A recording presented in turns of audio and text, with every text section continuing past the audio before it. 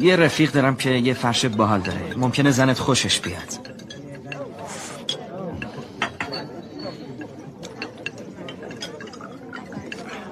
حتما، اما کی پول داره بده فرش بخره؟ نه، این فقط یه هدیه است. من میخوام لطفتو جبران کنم.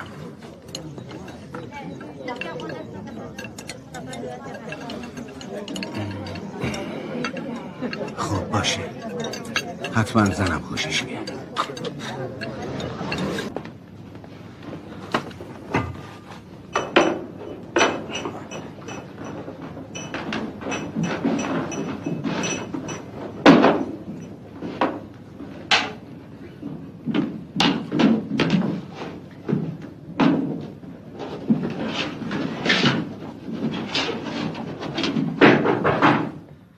ساکت باش.